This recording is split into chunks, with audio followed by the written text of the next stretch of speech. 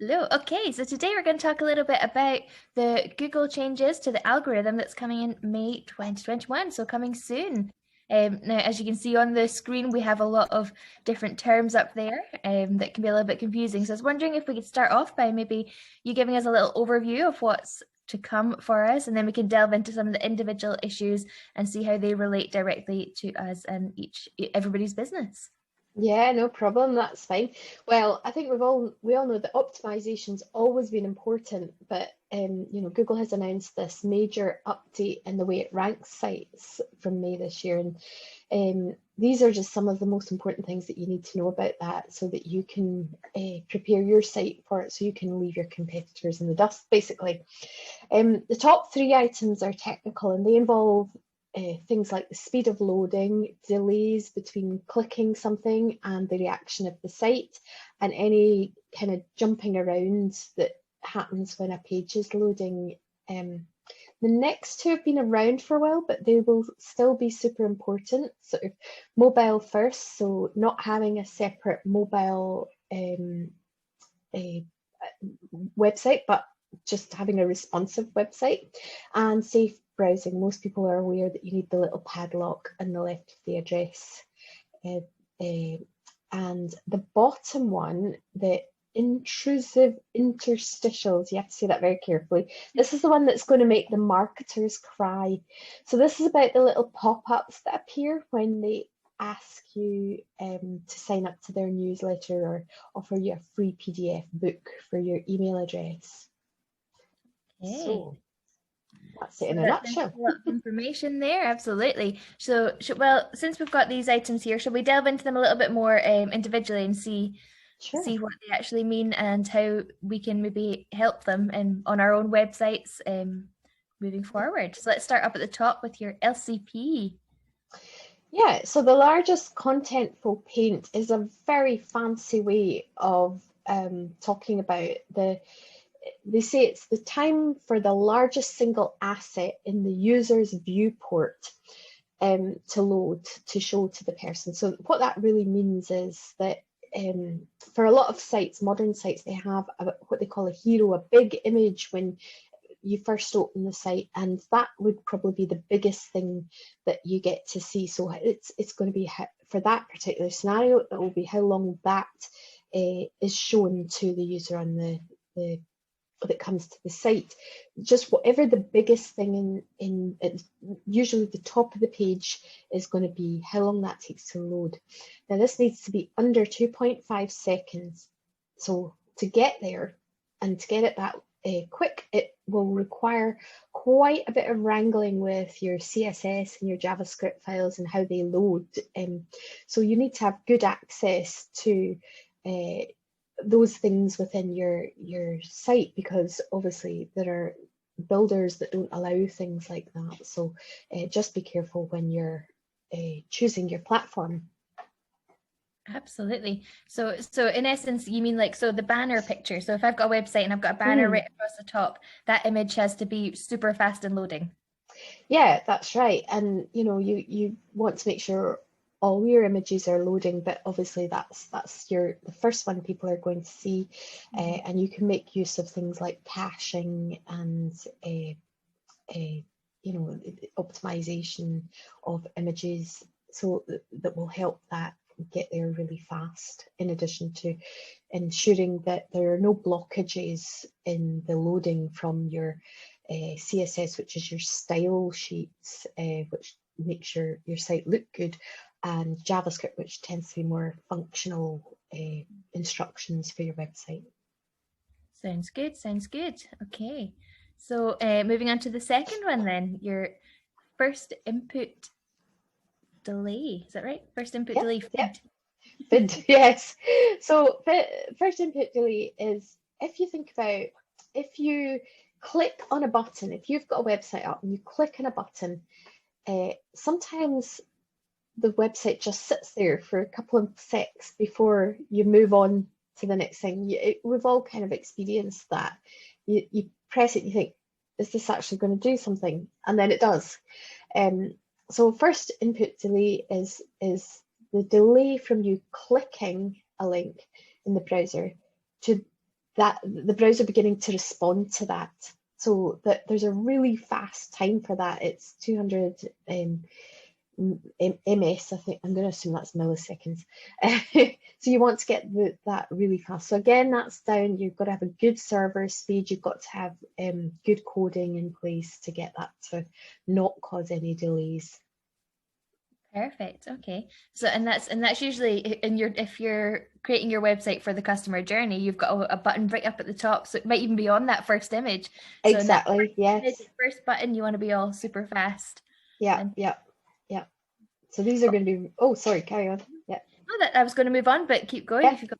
No, no. I was just going to say that these are really important things now to look at. Whereas, these are probably some of the biggest technical things that Google are really looking at now. Fantastic. Cool. Okay, so let's moving on to CLS. So cumulative layout shift, I don't know where they get these names from. So They don't make it easy for us, do they? they do not, they do not.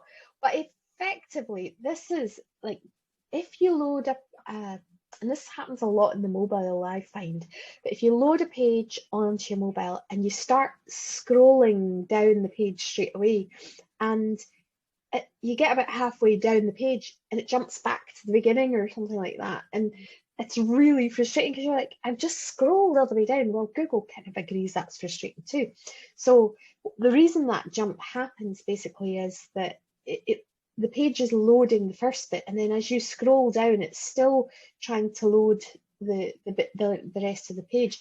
And so what it does is once it's fully loaded, it's bumping you back to the top. So that's not a good user experience, and this whole thing from Google is really about highlighting the best user experience possible. So to get that, they have a scoring and system in place for that, and a good score is under 0.1. I know that doesn't really make much sense without context, but actually when you can go and get that measured online, whether that's happening with your site. So basically you want to make sure your site is loading in such a way that all that jumping around doesn't happen. Okay, perfect. So far we've got a good image, a good button, and doesn't jump around. Am I right? You're absolutely right, spot on. Fantastic. Okay, so let's move into a little less technical than the first few, and mobile first. I mean, everybody's on a mobile now, aren't they? Your website has to be compatible with mobile in these days.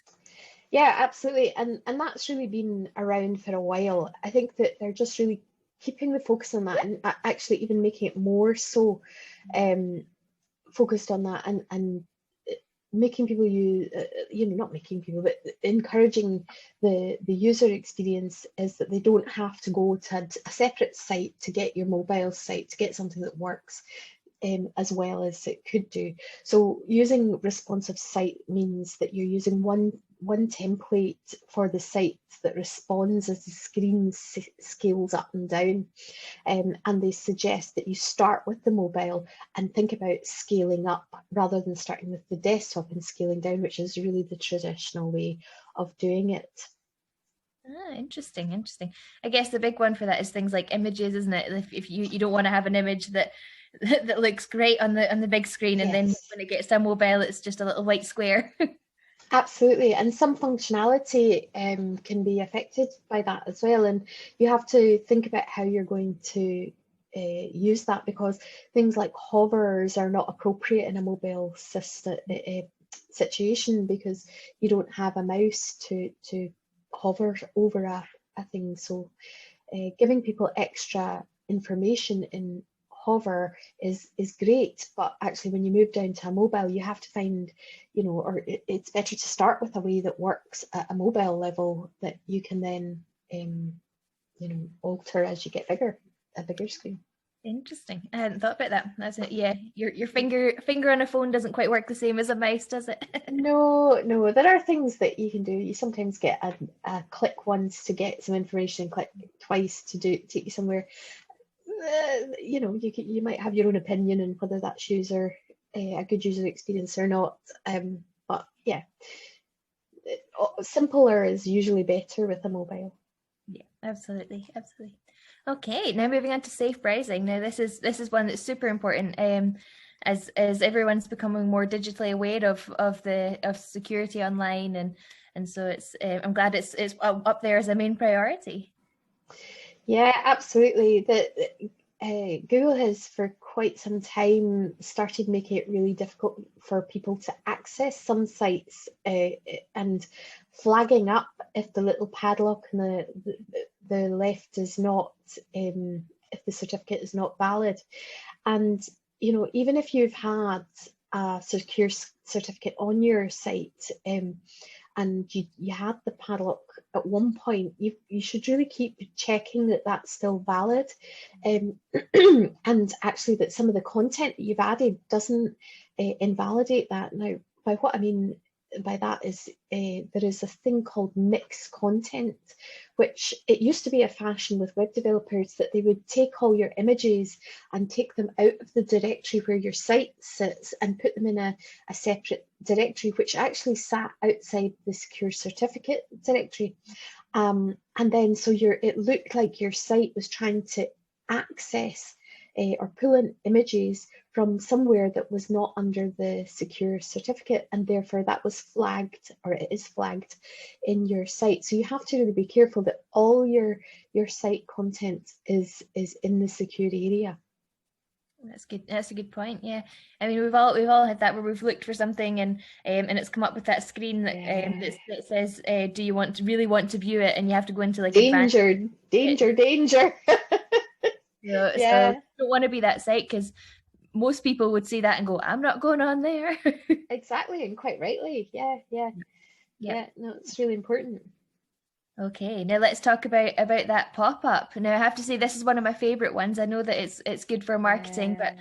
as a user, it is super annoying. So so I'm quite happy about this one, although others maybe won't be.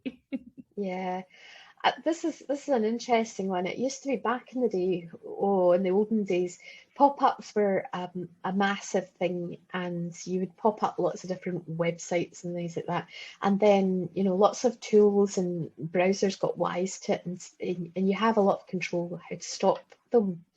These intrusive insert, oh, I'm not even going to say it again. These they operate in a different way, so they have been able to happen, and I think that users have become more savvy to them.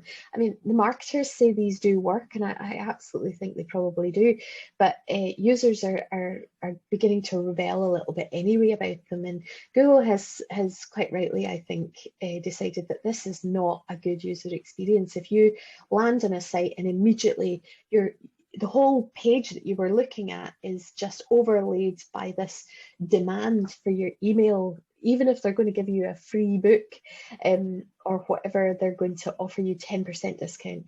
I think that that's good, that you should get to choose whether you're going to engage with that, rather than